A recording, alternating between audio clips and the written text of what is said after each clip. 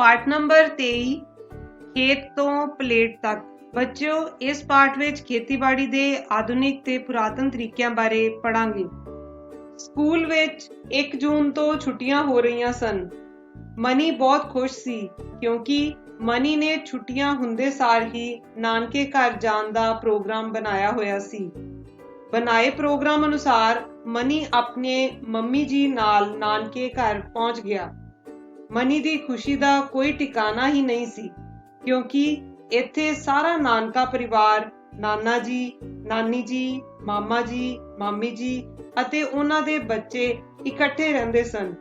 Money ਦੇ ਮਾਮਾ ਜੀ ਮਨੀ ਅਤੇ ਉਸ ਦੇ ਮੰਮੀ ਨੂੰ ਮਿਲਣ ਤੋਂ ਬਾਅਦ ਕਹਿਣ ਲੱਗੇ, ਅੱਛਾ ਭੈਣ, ਤੁਸੀਂ ਕਰੋ ਗੱਲਾਂ, ਮੈਂ ਤਾਂ ਟਰੈਕਟਰ ਲੈ ਕੇ ਚੱਲਿਆ ਖੇਤ। ਹਾੜੀ ਦੀ ਫਸਲ ਦਾ ਕੰਮ ਸਮੇਟ ਲਿਆ ਹੈ, ਹੁਣ ਸੌਣੀ ਬੀਜਣ ਦੀ ਤਿਆਰੀ ਕਰ ਰਹੇ ਹਾਂ। ਮਨੀ ਜੋ ਸਭ ਕੁਝ ਸੁਣ ਰਿਹਾ ਸੀ ਨੇ ਪੁੱਛਿਆ, ਮਨੀ, ਮਾਮਾ ਜੀ, ਇਹ ਹਾੜੀ ਦੀ ਫਸਲ ਤੇ ਸੌਣੀ ਦੀ ਫਸਲ ਕੀ ਹੁੰਦੀ ਹੈ?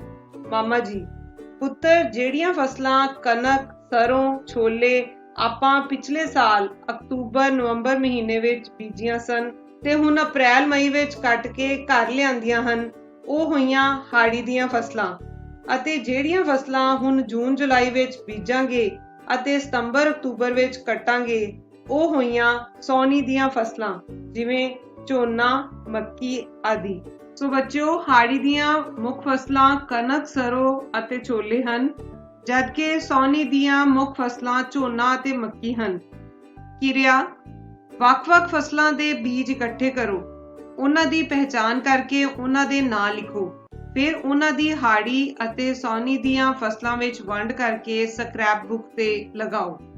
ਮਨੀ: ਮਾਮਾ ਜੀ, ਮੈਂ ਵੀ ਤੁਹਾਡੇ ਨਾਲ ਖੇਤ ਚੱਲਾਂਗਾ ਤੇ ਵੇਖਾਂਗਾ ਕਿ ਤੁਸੀਂ ਫਸਲ ਕਿਵੇਂ ਬੀਜਦੇ ਹੋ। ਮਾਮਾ ਜੀ: ਚੱਲ ਫਿਰ ਬੈਠ ਟਰੈਕਟਰ ਤੇ ਚਲੀਏ ਖੇਤ ਨੂੰ।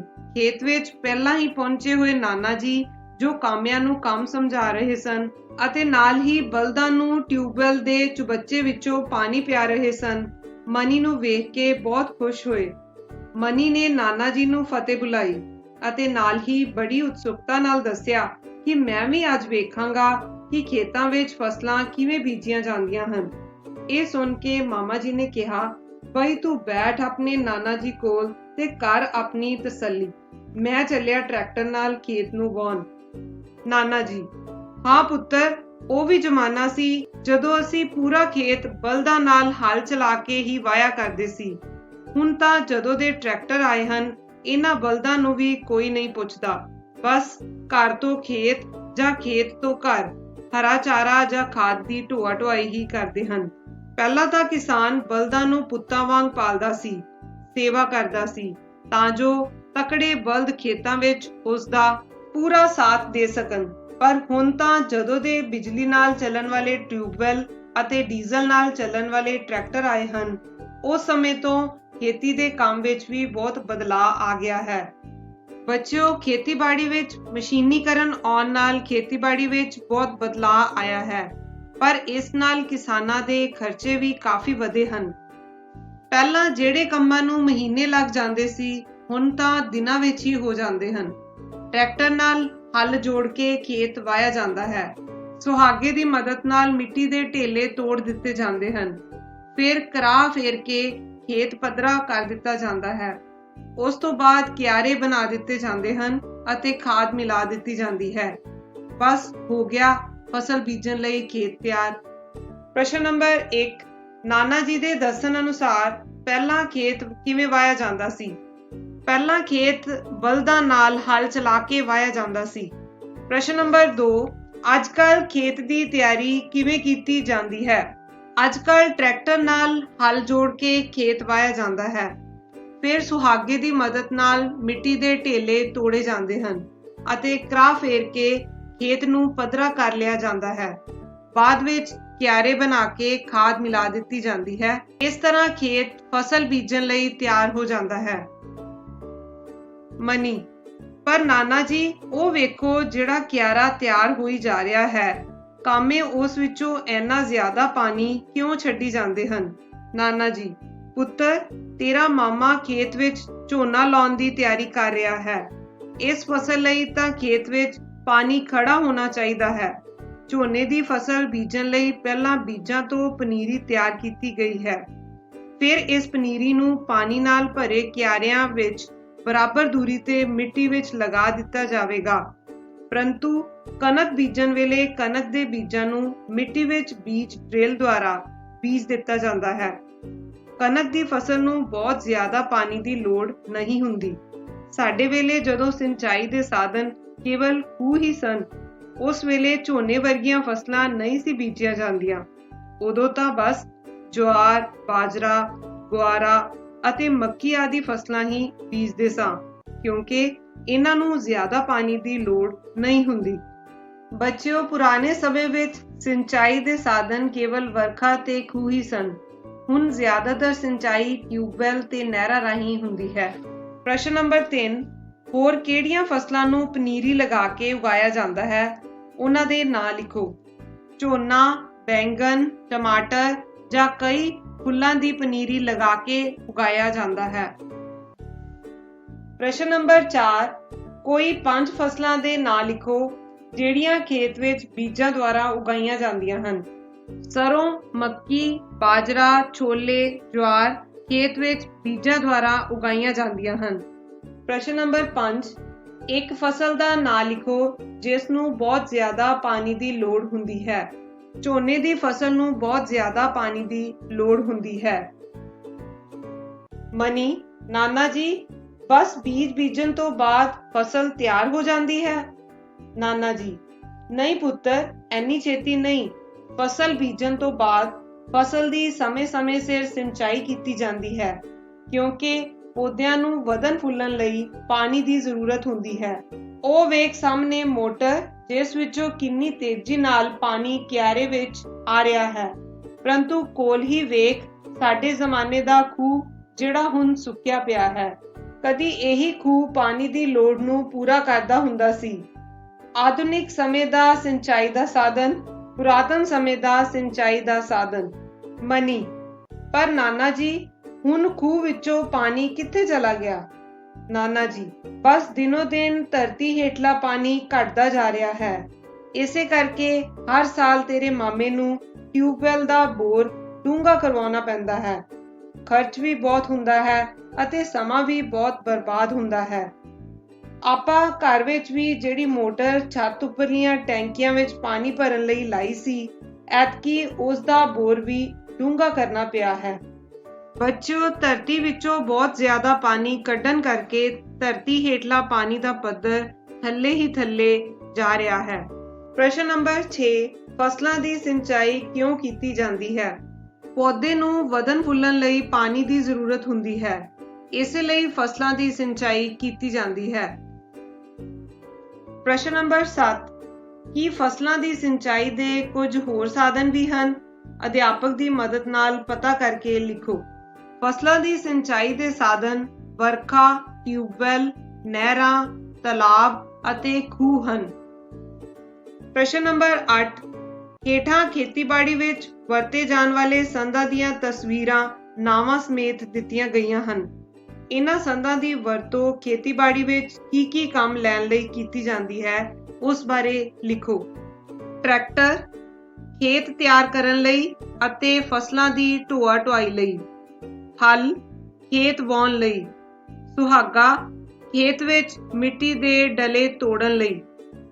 ਬੀਜ ਪੋਰ, ਇਸ ਰਾਹੀਂ ਬੀਜ ਬੀਜੇ ਜਾਂਦੇ ਹਨ। ਮਨੀ ਆਪਣੇ ਨਾਨਾ ਜੀ ਨਾਲ ਗੱਲਾਂ ਕਰ ਹੀ ਰਿਹਾ ਸੀ ਕਿ ਉਸਦੇ ਮਾਮਾ ਜੀ ਵੀ ਕੁਝ ਆਰਾਮ ਕਰਨ ਲਈ ਉਹਨਾਂ ਕੋਲ ਆ ਗਏ।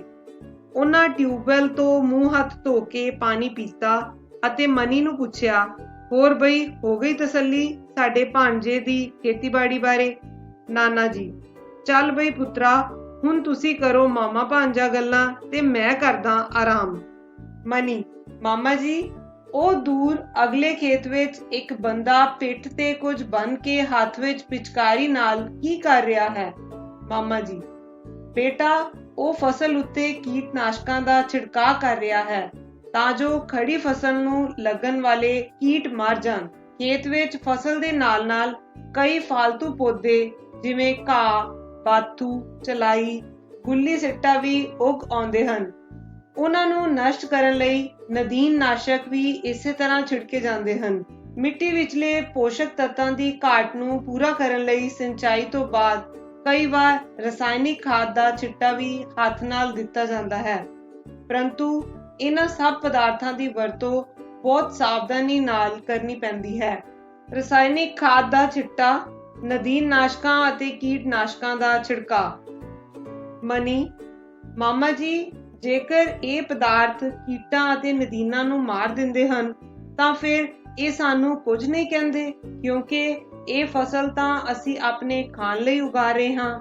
ਮਾਮਾ ਡੂੰਘਾ ਹੌਕਾ ਭਰ ਕੇ, ਪੁੱਤਰ, ਬਿਲਕੁਲ ਇਹੀ ਗੱਲ ਤਾਂ ਇਸ ਵਾਰ ਖੇਤੀ ਮਾਹਰਾਂ ਨੇ ਕਿਸਾਨਾਂ ਨੂੰ ਸਮਝਾਈ ਹੈ ਕਿ ਉਪਜ ਵਧਾਉਣ ਲਈ ਇਹ ਜੋ ਕੀਟਨਾਸ਼ਕ, ਨਦੀਨਨਾਸ਼ਕ ਤੇ ਰਸਾਇਣਿਕ ਖਾਦਾਂ ਵਰਤੀਆਂ ਜਾ ਰਹੀਆਂ ਹਨ, ਇਹ ਮਨੁੱਖ ਲਈ ਵੀ ਬਹੁਤ ਹਾਨੀਕਾਰਕ ਹਨ। ਇਸੇ ਲਈ ਖੇਤੀ ਮਾਹਰਾਂ ਨੇ ਕਿਸਾਨਾਂ ਨੂੰ ਜੈਵਿਕ ਖੇਤੀ ਕਰਨ ਦੀ ਸਲਾਹ ਦਿੱਤੀ ਹੈ। ਇਸ ਖੇਤੀ ਵਿੱਚ ਇਹਨਾਂ ਬਣਾਉਟੀ ਤੇ ਜ਼ਹਿਰੀਲੇ ਪਦਾਰਥਾਂ ਦੀ ਵਰਤੋਂ ਨਹੀਂ ਕੀਤੀ ਜਾਂਦੀ, ਜੋ ਮਹਿੰਗੇ ਵੀ ਹਨ ਅਤੇ ਸਾਡੀ ਸਿਹਤ ਅਤੇ ਵਾਤਾਵਰਣ ਲਈ ਨੁਕਸਾਨਦਾਇਕ ਵੀ। ਖਾਲੀ ਥਾਵਾਂ ਭਰੋ। ਨੰਬਰ 1, ਫਸਲ ਨੂੰ ਕੀਟਾਂ ਤੋਂ ਬਚਾਉਣ ਲਈ ਡੈਸ਼ ਦਾ ਛਿੜਕਾਅ ਕੀਤਾ ਜਾਂਦਾ ਹੈ। ਕੀਟਨਾਸ਼ਕ। ਨੰਬਰ 2, ਫਸਲ ਨੂੰ ਨਦੀਨਾਂ ਤੋਂ ਬਚਾਉਣ ਲਈ ਡੈਸ਼ ਦਾ ਛਿੜਕਾਅ ਕੀਤਾ ਜਾਂਦਾ ਹੈ। ਨਦੀਨਨਾਸ਼ਕ। ਨੰਬਰ 3, ਖੇਤ ਵਿੱਚ ਪੋਸ਼ਕ ਤੱਤਾਂ ਦੀ ਪੂਰਤੀ ਲਈ ਡੈਸ਼ ਪਾਈ ਜਾਂਦੀ ਹੈ। ਖਾਦ। ਨੰਬਰ 4, ਫਸਲ ਦੇ ਨਾਲ-ਨਾਲ ਕੁਝ ਡੈਸ਼ ਵੀ ਉਗ ਆਉਂਦੇ ਹਨ। ਨਦੀਨ। ਨੰਬਰ 5, ਕੀਟਨਾਸ਼ਕ ਮਨੁੱਖੀ ਸਿਹਤ ਲਈ ਡੈਸ਼ ਹਨ, ਹਾਨੀਕਾਰਕ। ਜੈਵਿਕ ਖੇਤੀ। ਜੈਵਿਕ ਖੇਤੀ ਵਿੱਚ ਰਸਾਇਣਿਕ ਖਾਦ ਦੀ ਬਜਾਏ ਹਰੀ ਖਾਦ, ਕੰਪੋਸਟ ਖਾਦ, ਗੰਡੋਇਆਂ ਦੁਆਰਾ ਤਿਆਰ ਖਾਦ ਵਰਤੀ ਜਾਂਦੀ ਹੈ। ਮਿੱਟੀ ਵਿੱਚ ਪੋਸ਼ਕ ਤੱਤਾਂ ਦੀ ਪੂਰਤੀ ਲਈ ਗਊਮੂਤਰ, ਗੁੜ, ਬੇਸਨ ਆਦਿ ਦਾ ਮਿਸ਼ਰਣ ਵਰਤਿਆ ਜਾਂਦਾ ਹੈ। ਨਿੰਮ ਦੇ ਪੱਤੇ, ਲਸਣ, ਹਰੀਆਂ ਮਿਰਚਾਂ ਅਤੇ ਤੰਬਾਕੂ ਦੇ ਪੱਤੇ ਪੀਸ ਕੇ ਇੱਕ ਘੋਲ ਤਿਆਰ ਕੀਤਾ ਜਾਂਦਾ ਹੈ। ਇਸ ਘੋਲ ਨੂੰ ਕੀਟਨਾਸ਼ਕ ਦੇ ਤੌਰ ਤੇ ਛਿੜਕਿਆ ਜਾਂਦਾ ਹੈ। ਖੱਟੀ ਲੱਸੀ ਅਤੇ ਫਟਕੜੀ ਨੂੰ ਉੱਲੀਨਾਸ਼ਕ ਵਜੋਂ ਵਰਤਿਆ ਜਾਂਦਾ ਹੈ। ਨਦੀਨਾਂ ਨੂੰ ਖੇਤ ਵਿੱਚੋਂ ਹੱਥ ਦੁਆਰਾ, ਖੁਰਪੀ ਦੁਆਰਾ ਜਾਂ ਹੈਰੋ ਦੁਆਰਾ ਕੱਢ ਦਿੱਤਾ ਜਾਂਦਾ ਹੈ। ਭਾਵ ਜੈਵਿਕ ਖੇਤੀ ਵਿੱਚ ਸਾਰੇ ਕੁਦਰਤੀ ਪਦਾਰਥਾਂ ਦੀ ਵਰਤੋਂ ਕੀਤੀ ਜਾਂਦੀ ਹੈ ਜੋ ਮਨੁੱਖ ਅਤੇ ਵਾਤਾਵਰਣ ਦੋਨਾਂ ਲਈ ਲਾਭਦਾਇਕ ਹਨ। ਬੱਚਿਓ, ਇਸ ਤਰੀਕੇ ਨਾਲ ਉਗਾਈਆਂ ਫਸਲਾਂ ਮਨੁੱਖੀ ਸਿਹਤ ਲਈ ਵੀ ਲਾਭਦਾਇਕ ਹਨ। ਮਨੀ, ਮਾਮਾ ਜੀ, ਫਿਰ ਤਾਂ ਸਾਨੂੰ ਵੀ ਅਜਿਹੀ ਖੇਤੀ ਹੀ ਕਰਨੀ ਚਾਹੀਦੀ ਹੈ। ਮਾਮਾ ਜੀ, ਬਿਲਕੁਲ ਪੁੱਤਰ, ਆਪਾਂ ਵੀ ਹੁਣ ਜੈਵਿਕ ਵਿਧੀ ਨਾਲ ਹੀ ਖੇਤੀ ਕਰਨੀ ਸ਼ੁਰੂ ਕਰ ਦੇਣੀ ਹੈ ਅਤੇ ਇਸ ਵਾਰ ਝੋਨੇ ਦੀ ਫਸਲ ਵੀ ਥੋੜੀ ਹੀ ਬੀਜਣੀ ਹੈ, ਕਿਉਂਕਿ ਦਿਨੋ ਦਿਨ ਧਰਤੀ ਹੇਠ ਪਾਣੀ ਦੀ ਕਮੀ ਹੋਣ ਕਾਰਨ ਖਰਚਾ ਵੀ ਵੱਧ ਪੈਂਦਾ ਹੈ ਅਤੇ ਜੇਕਰ ਧਰਤੀ ਹੇਠੋਂ ਪਾਣੀ ਹੀ ਖਤਮ ਹੋ ਗਿਆ ਤਾਂ ਫਿਰ ਪੰਜਾਬ ਦੀ ਧਰਤੀ ਕਿਤੇ ਬੰਜਰ ਹੀ ਨਾ ਹੋ ਜਾਵੇ। ਮਨੀ, ਮਾਮਾ ਜੀ, ਜਦੋਂ ਇਹ ਫਸਲ ਤਿਆਰ ਹੋ ਗਈ ਤਾਂ ਫਿਰ ਕੀ ਕਰੋਗੇ? ਮਾਮਾ ਜੀ, ਬੇਟਾ, ਝੋਨੇ ਦੀ ਪੱਕੀ ਫਸਲ ਨੂੰ ਕੰਬਾਈਨ ਦੀ ਮਦਦ ਨਾਲ ਕੱਟ ਲਿਆ ਜਾਂਦਾ ਹੈ। ਫਿਰ ਇਸ ਨੂੰ ਲੋੜ ਅਨੁਸਾਰ ਧੁੱਪ ਲਵਾ ਕੇ ਮੰਡੀ ਵਿੱਚ ਵੇਚ ਦਿੱਤਾ ਜਾਂਦਾ ਹੈ। ਕੁਝ ਚਾਵਲ ਤੇਰੇ ਨਾਨੀ ਜੀ ਘਰੇਲੂ ਵਰਤੋਂ ਲਈ ਰੱਖ ਲੈਂਦੇ ਹਨ। ਇਸ ਤੋਂ ਇਲਾਵਾ ਜਦੋਂ ਹਾੜੀ ਦੀ ਫਸਲ ਪੱਕ ਕੇ ਤਿਆਰ ਹੋ ਜਾਂਦੀ ਹੈ ਤਾਂ ਉਸ ਨੂੰ ਦਾਤੀ ਨਾਲ ਕੱਟ ਲਿਆ ਜਾਂਦਾ ਹੈ। ਭਰੀਆਂ ਬਣਾ ਕੇ ਇੱਕ ਥਾਂ ਇਕੱਠਾ ਕਰ ਲਿਆ ਜਾਂਦਾ ਹੈ। ਫਿਰ ਥ੍ਰੈਸ਼ਰ ਦੀ ਮਦਦ ਨਾਲ ਦਾਣੇ ਅਤੇ ਤੂੜੀ ਵੱਖ-ਵੱਖ ਕਰ ਲਏ ਜਾਂਦੇ ਹਨ। ਅੱਜ-ਕੱਲ ਕੰਬਾਈਨਾਂ ਦੇ ਆਉਣ ਨਾਲ ਇਹ ਕੰਮ ਹੋਰ ਵੀ ਆਸਾਨ ਹੋ ਗਿਆ ਹੈ। ਇਹ ਕੰਬਾਈਨਾਂ ਤਾਂ ਫਸਲ ਨੂੰ ਕੱਟੀ ਵੀ ਜਾਂਦੀਆਂ ਹਨ ਅਤੇ ਨਾਲੋਂ ਨਾਲ ਦਾਣੇ ਵੀ ਕੱਢੀ ਜਾਂਦੀਆਂ ਹਨ। ਪੁਰਾਣੇ ਸਮੇਂ ਵਿੱਚ ਤੇਰੇ ਨਾਨਾ ਜੀ ਵੇਲੇ ਤਾਂ ਫਸਲ ਦੀਆਂ ਭਰੀਆਂ ਨੂੰ ਪਿੰਡ ਵਿੱਚ ਕਿਸੇ ਪੱਕੀ ਥਾਂ ਤੇ ਲਿਜਾ ਕੇ ਵਿਛਾ ਦਿੱਤਾ ਜਾਂਦਾ ਸੀ। ਫਿਰ ਬਲਦਾਂ ਦੀ ਸਹਾਇਤਾ ਨਾਲ ਗਹਾਈ ਕਰਕੇ ਦਾਣੇ ਵੱਖ ਕੀਤੇ ਜਾਂਦੇ ਸਨ। ਇਸ ਕੰਮ ਨੂੰ ਬਹੁਤ ਸਮਾਂ ਲੱਗ ਜਾਂਦਾ ਸੀ। ਆਪਣੀ ਵਰਤੋਂਯੋਗ ਫਸਲ ਘਰ ਰੱਖ ਕੇ ਬਾਕੀ ਮੰਡੀ ਵਿੱਚ ਵੇਚ ਦਿੱਤੀ ਜਾਂਦੀ ਹੈ। ਇਸ ਤਰ੍ਹਾਂ ਫਸਲ ਦੀ ਪੈਦਾਵਾਰ ਤੇ ਆਇਆ ਖਰਚ ਵੀ ਪੂਰਾ ਹੋ ਜਾਂਦਾ ਹੈ ਅਤੇ ਘਰੇਲੂ ਖਰਚ ਲਈ ਆਮਦਨ ਵੀ ਹੋ ਜਾਂਦੀ ਹੈ। ਇਸ ਤਰ੍ਹਾਂ ਜਦੋਂ ਕਿਸਾਨ ਦੀ ਮਿਹਨਤ ਫਲ ਲਿਆਉਂਦੀ ਹੈ ਤਾਂ ਕਿਸਾਨ ਖੁਸ਼ੀ ਵਿੱਚ ਨੱਚਦਾ ਗਾਉਂਦਾ ਭੰਗੜੇ ਪਾਉਂਦਾ ਘਰ ਆਉਂਦਾ ਹੈ ਤੇ ਵਿਸਾਖੀ ਦਾ ਮੇਲਾ ਤਾਂ ਤੂੰ ਵੇਖਿਆ ਹੀ ਹੈ। ਉਸ ਦਿਨ ਸਾਡੇ ਪੰਜਾਬ ਵਿੱਚ ਸਭ ਤੋਂ ਵੱਧ ਖੁਸ਼ੀ ਦਾ ਮਾਹੌਲ ਹੁੰਦਾ ਹੈ। ਕਿਰਿਆ ਅਖਬਾਰਾਂ ਵਿੱਚੋਂ ਖੇਤੀਬਾੜੀ ਨਾਲ ਸੰਬੰਧਿਤ ਚਿੱਤਰ ਇਕੱਠੇ ਕਰਕੇ ਸਕ੍ਰੈਪ ਬੁੱਕ ਵਿੱਚ ਲਗਾਓ। ਪ੍ਰਸ਼ਨ ਨੰਬਰ 10 ਫਸਲ ਨੂੰ ਕੱਟਣ ਅਤੇ ਦਾਣੇ ਕੱਢਣ ਦੀ ਪ੍ਰਕਿਰਿਆ ਬਾਰੇ ਲਿਖੋ। ਪੱਕੀ ਫਸਲ ਨੂੰ ਕੱਟ ਕੇ ਭਰੀਆਂ ਬਣਾ ਲਈਆਂ ਜਾਂਦੀਆਂ ਹਨ। ਫਿਰ ਥ੍ਰੈਸ਼ਰ ਦੀ ਮਦਦ ਨਾਲ ਦਾਣਿਆਂ ਨੂੰ ਵੱਖ ਕਰ ਲਿਆ ਜਾਂਦਾ ਹੈ। ਪ੍ਰਸ਼ਨ ਨੰਬਰ 11 ਪੁਰਾਣੇ ਸਮੇਂ ਵਿੱਚ ਤੂੜੀ ਵਿੱਚੋਂ ਦਾਣੇ ਵੱਖ ਕਿਵੇਂ ਕੀਤੇ ਜਾਂਦੇ ਸਨ? ਪੁਰਾਣੇ ਵੇਲਿਆਂ ਵਿੱਚ ਫਸਲ ਦੀਆਂ ਭਰੀਆਂ ਬਣਾ ਕੇ ਪੱਕੀ ਥਾਂ ਤੇ ਵਿਛਾ ਦਿੱਤਾ ਜਾਂਦਾ ਸੀ।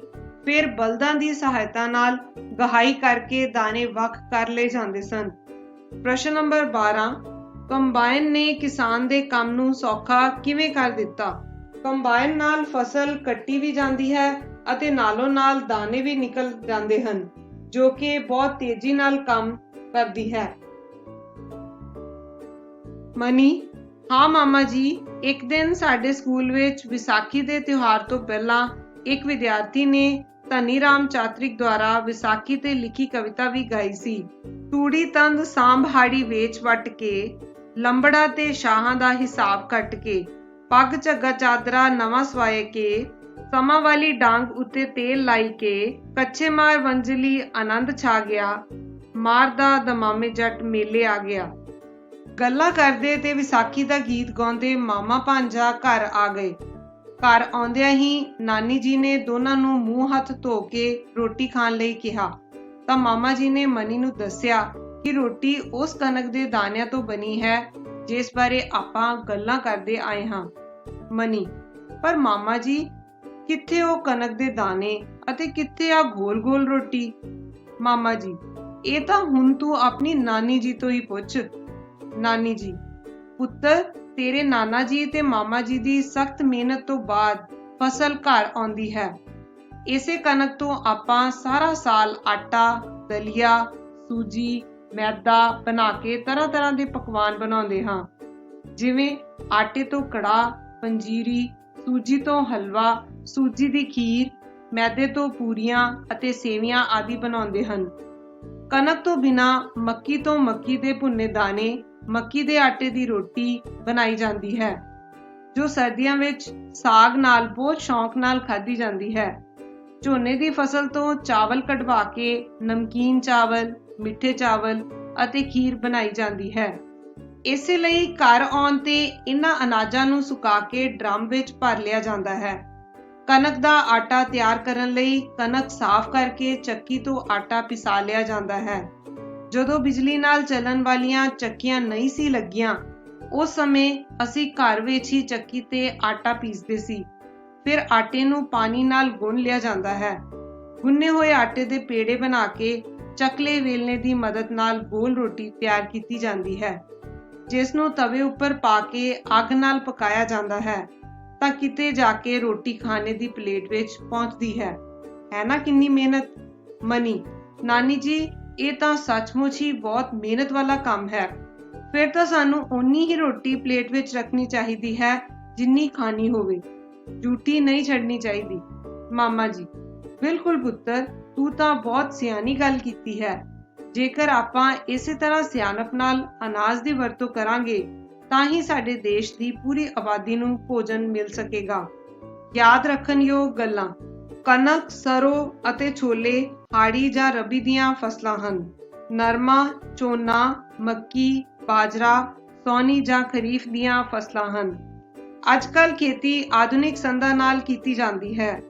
ਰਸਾਇਣਿਕ ਖਾਦਾਂ ਦੀ ਥਾਂ ਜੈਵਿਕ ਖਾਦਾਂ ਦੀ ਵਰਤੋਂ ਕਰਨੀ ਚਾਹੀਦੀ ਹੈ। ਨਦੀਨਾਂ ਅਤੇ ਕੀਟਾਂ ਨੂੰ ਖਤਮ ਕਰਨ ਲਈ ਜ਼ਹਿਰਾਂ ਦੀ ਵਰਤੋਂ ਨਹੀਂ ਕਰਨੀ ਚਾਹੀਦੀ। ਪ੍ਰਸ਼ਨ ਨੰਬਰ 13 ਤੁਹਾਡੇ ਘਰ ਵਿੱਚ ਕਣਕ ਦੇ ਆਟੇ ਤੋਂ ਕੀ ਪਕਵਾਨ ਬਣਾਏ ਜਾਂਦੇ ਹਨ? ਕਣਕ ਦੇ ਆਟੇ ਤੋਂ ਰੋਟੀ, ਪੂਰੀਆਂ, ਮੱਠੀਆਂ, ਸੇਵੀਆਂ, ਗੁਲਗੁਲੇ, ਕੜਾਹ ਆਦਿ ਬਣਾਇਆ ਜਾਂਦਾ ਹੈ। ਪ੍ਰਸ਼ਨ ਨੰਬਰ 14 ਕੀ ਤੁਹਾਡੇ ਘਰ ਵਿੱਚ ਕਣਕ ਦੇ ਆਟੇ ਤੋਂ ਇਲਾਵਾ ਕਿਸੇ ਹੋਰ ਆਟੇ ਤੋਂ ਵੀ ਰੋਟੀ ਬਣਦੀ ਹੈ? ਇਹ ਕਿਸ ਮੌਸਮ ਵਿੱਚ ਬਣਾਈ ਜਾਂਦੀ ਹੈ? ਕਣਕ ਦੇ ਆਟੇ ਤੋਂ ਬਿਨਾਂ ਮੱਕੀ ਤੇ ਬਾਜਰੇ ਦੇ ਆਟੇ ਦੀ ਰੋਟੀ ਬਣਾਈ ਜਾਂਦੀ ਹੈ। ਇਹ ਆਮ ਕਰਕੇ ਸਰਦੀਆਂ ਦੇ ਮੌਸਮ ਵਿੱਚ ਬਣਾਈ ਜਾਂਦੀ ਹੈ। ਪ੍ਰਸ਼ਨ ਨੰਬਰ 15 ਆਪਣੇ ਘਰ ਵਿੱਚ ਕਿਸੇ ਖਾਸ ਮੌਕੇ ਜਾਂ ਦਿਨ ਤਿਉਹਾਰ ਤੇ ਬਣਾਏ ਜਾਣ ਵਾਲੇ ਪਕਵਾਨਾਂ ਬਾਰੇ ਲਿਖੋ। ਬਰਸਾਤਾਂ ਜਾਂ ਸਾਉਣ ਮਹੀਨੇ ਖੀਰ ਪੂੜੇ, ਬਸੰਤ ਨੂੰ ਮਿੱਠੇ ਚਾਵਲ, ਨਰਾਤਿਆਂ ਵਿੱਚ ਪੂੜੀਆਂ ਹਲਵਾ ਤੇ ਖੀਰ ਅਤੇ ਹਰ ਤਿਉਹਾਰ ਮੌਕੇ ਜਲੇਬੀਆਂ ਬਣਦੀਆਂ ਹਨ। ਪ੍ਰਸ਼ਨ ਨੰਬਰ 16 ਫਸਲ ਦੇ ਪੱਕਣ ਦੀ ਖੁਸ਼ੀ ਵਿੱਚ ਪੰਜਾਬ ਵਿੱਚ ਕਿਹੜਾ ਤਿਉਹਾਰ ਮਨਾਇਆ ਜਾਂਦਾ ਹੈ, ਉਸ ਬਾਰੇ ਸੰਖੇਪ ਵਿੱਚ ਲਿਖੋ। ਫਸਲ ਪੱਕਣ ਦੀ ਖੁਸ਼ੀ ਵਿੱਚ ਵਿਸਾਖੀ ਦਾ ਤਿਉਹਾਰ ਮਨਾਇਆ ਜਾਂਦਾ ਹੈ। ਇਹ ਵਿਸਾਖ ਮਹੀਨੇ ਆਉਂਦਾ ਹੈ। ਪ੍ਰਸ਼ਨ ਨੰਬਰ 17 ਚਾਵਲ ਤੋਂ ਕਿਹੜੇ-ਕਿਹੜੇ ਪਕਵਾਨ ਬਣਾਏ ਜਾ ਸਕਦੇ ਹਨ? ਚਾਵਲ ਤੋਂ ਖੀਰ, ਮਿੱਠੇ ਤੇ ਨਮਕੀਨ ਚਾਵਲ, ਖਿਚੜੀ ਤੇ ਡੋਸਾ ਆਦਿ ਪਕਵਾਨ ਬਣਾਏ ਜਾ ਸਕਦੇ ਹਨ। ਖੇਤਾਂ ਦੀ ਰਹਿੰਦ-ਖੂੰਹਦ ਨੂੰ ਅੱਗ ਨਹੀਂ ਲਗਾਉਣੀ ਚਾਹੀਦੀ। ਇਸ ਨੂੰ ਅੱਗ ਲਗਾਉਣ ਨਾਲ ਖਤਰਨਾਕ ਗੈਸਾਂ ਵਾਤਾਵਰਣ ਨੂੰ ਪ੍ਰਦੂਸ਼ਿਤ ਕਰਦੀਆਂ ਹਨ। ਇਸ ਨਾਲ ਕੁਝ ਜਾਨਵਰ ਅਤੇ ਪੰਛੀ ਮਰ ਜਾਂਦੇ ਹਨ। ਇਸ ਨਾਲ ਮਨੁੱਖਾਂ ਨੂੰ ਵੀ ਸਾਹ ਅਤੇ ਅੱਖਾਂ ਦੀਆਂ ਬਿਮਾਰੀਆਂ ਲੱਗ ਜਾਂਦੀਆਂ ਹਨ। ਇਸ ਲਈ ਖੇਤਾਂ ਦੀ ਰਹਿੰਦ-ਖੂੰਹਦ ਜਿਵੇਂ ਕਿ ਪਰਾਲੀ ਆਦਿ ਨੂੰ ਜ਼ਮੀਨ ਦੇ ਵਿੱਚ ਹੀ ਵਾਹ ਦੇਣਾ ਚਾਹੀਦਾ ਹੈ। ਇਹ ਗਲ ਸੜ ਕੇ ਜੈਵਿਕ ਖਾਦ ਦਾ ਕੰਮ ਕਰਦੀ ਹੈ। ਇਸ ਲਈ ਸਾਨੂੰ ਸਾਰਿਆਂ ਨੂੰ ਕਦੀ ਵੀ ਪੱਤਿਆਂ ਅਤੇ ਹੋਰ ਵਾਧੂ ਪਦਾਰਥਾਂ ਨੂੰ ਅੱਗ ਨਹੀਂ ਲਾਉਣੀ ਚਾਹੀਦੀ। ਸਾਨੂੰ ਹਮੇਸ਼ਾ ਵਾਤਾਵਰਣ ਦੇ ਦੋਸਤ ਬਣ ਕੇ ਰਹਿਣਾ ਚਾਹੀਦਾ ਹੈ। ਇਸ ਤਰ੍ਹਾਂ ਦੀਆਂ ਹੋਰ ਵੀਡੀਓਜ਼ ਲਈ ਲਾਈਕ ਅਤੇ ਸਬਸਕ੍ਰਾਈਬ ਜ਼ਰੂਰ ਕਰੋ। ਧੰਨਵਾਦ।